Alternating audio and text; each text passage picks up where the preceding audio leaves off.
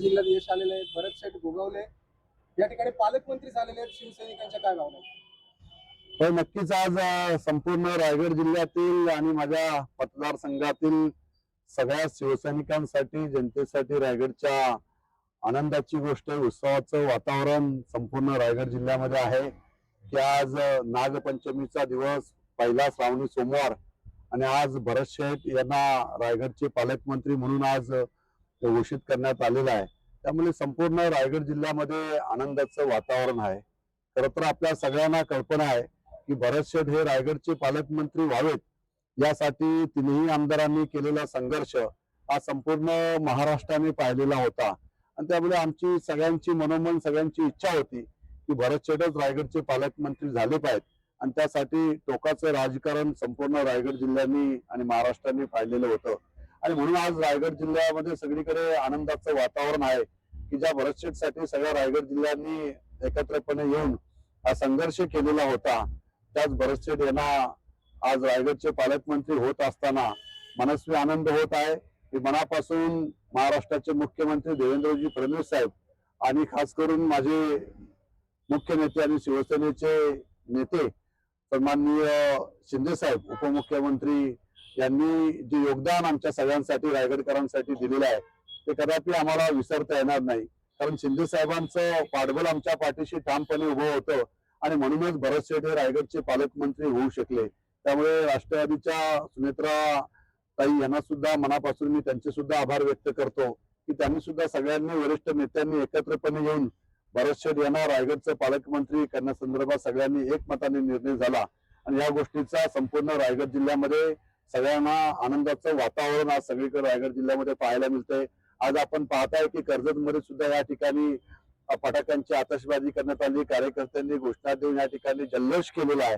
हा जल्लोष फक्त भरत शेठ हे रायगडचे पालकमंत्री झाले आणि खऱ्या अर्थाने रायगडच्या विकासाला गती देण्याचं काम आता भविष्य काळामध्ये आम्ही सगळेजण एकत्रपणे येऊन करू, असं सगळ्यांना या ठिकाणी सांगतो. रायगडमधील अनेक विकासाचे मुद्दे पालकमंत्री पद नसल्यामुळे बाकी राहिले, ते आता कितपत सोपं पडणार आहे भरत शेठ आता पालकमंत्री झाल्यामुळे? पण नक्कीच भरत शेठ हे रायगडचे पालकमंत्री झाल्यामुळे आम्हाला जी कामे आता आमची प्रलंबित होती, डीपीडीसीच्या माध्यमातून असतील, जिल्हा नियोजनची जी कामे आहेत, या संदर्भात संपूर्ण रायगड जिल्ह्यामध्ये जिल्हा परिषद असेल, या सगळ्या माध्यमातून जी ज्या स्वायत्त संस्था आहेत त्यांच्या माध्यमातून रायगडच्या विकासाला गती देण्यासाठी जी कामे प्रलंबित असतील ते अधिक वेगाने कशी होतील, मुख्यमंत्र्यांशी चर्चा करून, उपमुख्यमंत्र्यांशी चर्चा करून रायगडला जास्तीत जास्त निधी कसा आणता येईल यासाठी भरत शेठ प्रामाणिकपणे काम करणारं नेतृत्व आहे आणि गरिबांचा दाता आहे, गरिबांचा नेता आहे. आणि अशा नेतृत्वाकडे पालकमंत्री पद गेल्यामुळे सर्वसामान्यांना न्याय मिळेल आणि याच भावनेतून आम्ही सारेजण एकत्रपणे त्यांच्या पाठीशी ठामपणे उभे राहिलेलो होतो. आणि आज भरत शेठ यांना रायगडचे पालकमंत्री केल्यामुळे संपूर्ण रायगड जिल्ह्यामध्ये जल्लोषाचे वातावरण आहे. गोरगरिबांचे शेठ म्हणून भरत शेठ असं बोललं जातं. त्याचप्रमाणे कर्जत खालापूरचे आमदार महेंद्र शेठ यांना सुद्धा आता पालकमंत्री भरत शेठ झाल्यामुळे बळ मिळणार आहे. सगळ्यात आधी अशी कोणती विकास कामं आहेत का जी भरत शेठ यांच्या समोर आपण सादर करणार? भरत शेठ रायगडचे पालकमंत्री झाल्यामुळे भरत शेठ मंत्री तर होतेच आणि त्या माध्यमातून रायगडच्या आणि आपल्या मतदारसंघातील प्रमुख विकास कामांना गती देण्याचं काम आम्ही एकत्रपणे करणार आहोत. मेन प्रामुख्याने इथला या कर्जत तालुक्यातला पाण्याचा जो प्रश्न आहे, हा प्रश्न गेली मधल्या काळामध्ये जलजीवन मिशनच्या योजनेला सेंट्रल मधनं सुद्धा फंड आलेला नव्हता. त्यामुळे बऱ्याचशा योजना या प्रलंबित राहिलेल्या होत्या. या साऱ्या योजनांना जो निधी आपल्याला लागणार आहे तो केंद्र शासनाकडनं आणि राज्य शासनाकडनं हा निधी एकत्रपणे उभा करून सगळ्या योजना ज्या प्रलंबित राहिलेल्या आहेत या योजना कर्जत तालुक्यातल्या पूर्ण केल्या जातील आणि प्रत्येक गाव, प्रत्येक घरामध्ये त्या ठिकाणी पिण्याचं स्वच्छ पाणी कसं मिळेल हा प्रयत्न त्या ठिकाणी आम्ही करणार आहोत. दुसरा महत्वाचा विषय म्हणजे कर्जत तालुक्यामध्ये मोठमोठे प्रोजेक्ट या ठिकाणी आलेले आहेत. या प्रोजेक्टमध्ये पोशीरचा डॅम त्या ठिकाणी होणार आहे, सिलार डॅम होणार आहे, कोंढाणा डॅम या ठिकाणी होत आहे. परंतु स्थानिक शेतकऱ्यांचे प्रश्न मात्र त्या ठिकाणी प्रलंबित आहेत. शेतकऱ्यांना विश्वासात अजूनपर्यंत शासनाने त्या ठिकाणी घेतलं गेलेलं नाहीये. त्यामुळे जोपर्यंत शेतकऱ्यांचे प्रश्न मार्गी लागत नाही तोपर्यंत या धरणांना आम्ही त्या ठिकाणी पाठिंबा त्या ठिकाणी देणार नाहीत. त्यामुळे पालकमंत्री आमचा असल्यामुळे या ठिकाणी आता बैठक घेऊन हा प्रश्न आपण त्या ठिकाणी मुख्यमंत्र्यांशी चर्चा करून माझ्या स्थानिक शेतकऱ्यांचा पहिला प्रश्न सोडवावा अशी भूमिका आमची त्या ठिकाणी राहील.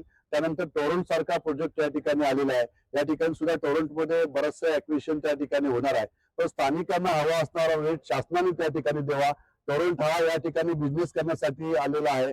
असं नको व्हायला की जसं मागच्या वेळेला पुन्हा एकदा ईस्ट इंडिया कंपनी आली आणि ती पुन्हा एकदा त्या ठिकाणी इंग्रजांचं राज्य करून त्या ठिकाणी गेली.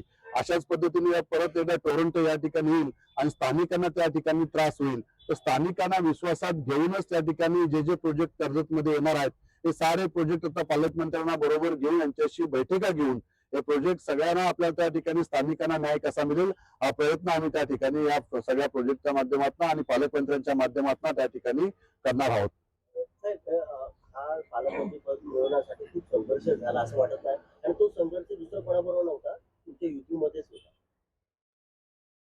नाही, आता तीन पक्षांचं सरकार राज्यामध्ये असल्यामुळे हे सगळे भांड्याला भांडे लागणारच.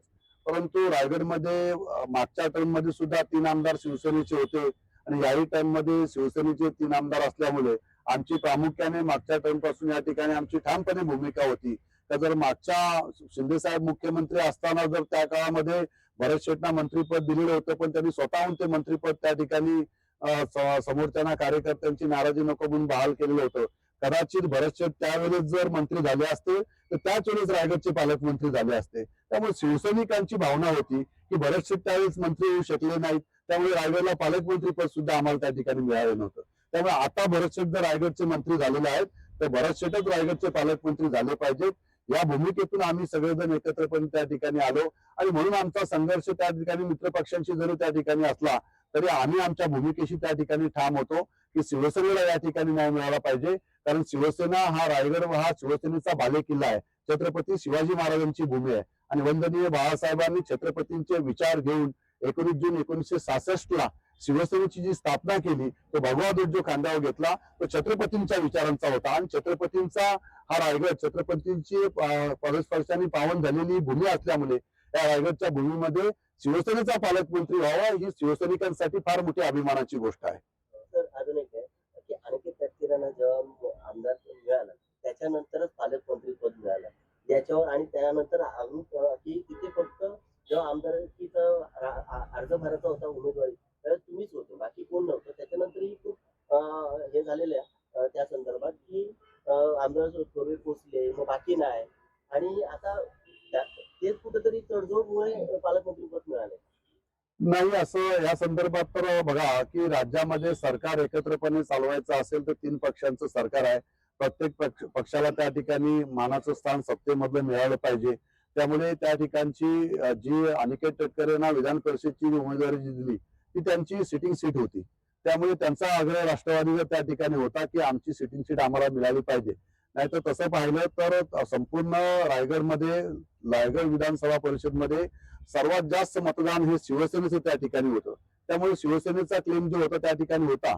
परंतु सिटिंग सीट असल्यामुळे आणि सत्तेमध्ये असल्यामुळे आपण एकत्रपणे त्यामुळे त्यांची सीट त्यांना सोडणं त्या ठिकाणी बंधनकारक होतं. परंतु रायगडचं पालकमंत्रीपद हे शिवसेनेला मिळालं पाहिजे ही ठाम भूमिका आम्ही शिंदे साहेबांकडे तिन्ही आमदारांनी आणि भरत शेठने आम्ही एकत्रपणे घेतली आणि साहेबांनी मग वरिष्ठ लेवल तशी चर्चा केली की विधान परिषद त्या ठिकाणी अनिकेत तटकरेंना जात असेल तर पालकमंत्री पद हे त्याच वेळेस त्या ठिकाणी भरत शेठ यांना डिक्लेअर घोषित करावं असं आमच्याशी त्यावेळेस नंदनवनला चर्चा झाली होती आणि साहेबांनी आम्हाला ठामपणे सांगितलं होतं की अशाच पद्धतीचा निर्णय त्या ठिकाणी वरिष्ठ लेवलला ठरलेला आहे.